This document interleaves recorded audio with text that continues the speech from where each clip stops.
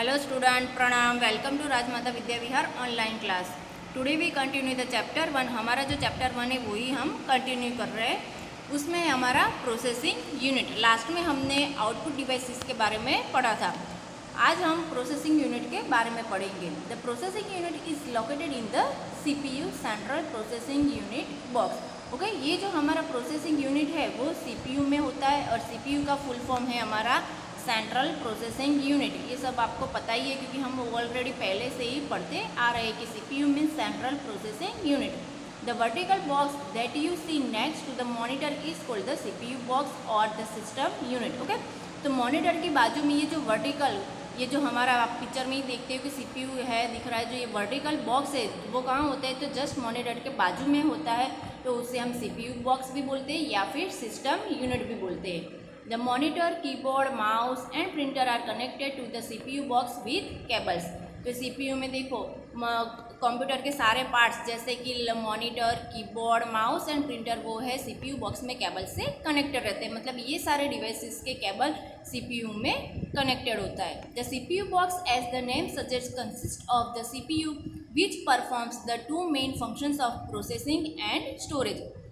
ये जो हमारा CPU है तो जिस तरह से उसका नाम है कंसिस्ट ऑफ द CPU, तो वो किस तरह से परफॉर्म करता है, तो दो मेन फंक्शन होते हैं उसमें, प्रोसेसिंग करना एंड स्टोरेज करना, मतलब सेव करना. The processing is done by processing unit and memory unit takes care of storage. तो प्रोसेसिंग किससे होती है, तो हमारा जो उसमें प्रोसेसिंग यूनिट होता है उससे प्रोसेसिंग करेंगे, मीन्स के वर्क करेगा, और मेमोरी यूनिट में वो स्टोर होता है डेटा हमारा. Now let's begin the first processing unit. The processing unit contains the CPU and the other electronic components that help the CPU to process input data according to program and generate information, means के output. Processing unit क्या करता है हमारा, तो ये जिस तरह से CPU के कंटेंट्स में क्या होता है, तो CPU में बहुत सारे अदर इलेक्ट्रॉनिक कंपोनेंट्स, छोटे छोटे अलग अलग कंपोनेंट डिवाइसेस लगे हुए होते हैं. तो उसमें जो CPU क्या करेगा, तो इनपुट में आपको जो डेटा मिला है वो उसको अकॉर्डिंग वो वर्क करता है. प्रोग्राम उसको जो इंस्ट्रक्शन देता है उसके अकॉर्डिंग वो वर्क करेगा, प्रोग्रेस करेगा एंड इंफॉर्मेशन जनरेट करता है. The CPU controls the entire working of the computer. CPU क्या करता है, तो हमारे जो कंप्यूटर के वर्किंग है उसको भी कंट्रोल करता है. So it is called the brain of the computer. इसीलिए उसे हमें क्या बोलते हैं, ब्रेन ऑफ द कंप्यूटर. जिस तरह से हमारे बॉडी पार्ट को, मतलब हमारे बॉडी को पूरा कंट्रोल कौन करता है, हमारा ब्रेन.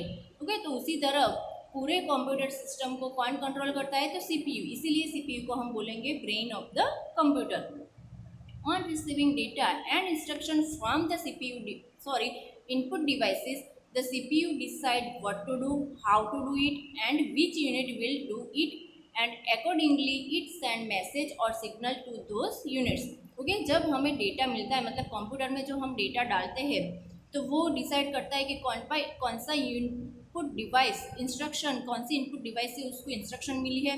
तो उसके बाद CPU डिसाइड करेगा कि क्या करना है, what to do, how to do, किस तरह से करना है, और कौन सा यूनिट उसके ऊपर वर्क करेगा. फिर जिसके अकॉर्डिंग उसको वो मैसेज या सिग्नल मिलता है वो यूनिट उसके ऊपर वर्क करता है.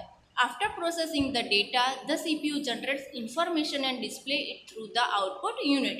फिर प्रोसेसिंग होने के बाद CPU में क्या होगा, हमारा इंफॉर्मेशन जनरेट होती है और जो आउटपुट मिलता है हमें वो आउटपुट डिवाइस पे डिस्प्ले भी होता है हमारा. Now next, memory unit. As the name suggests, the memory unit stores all the data, programs and information in it.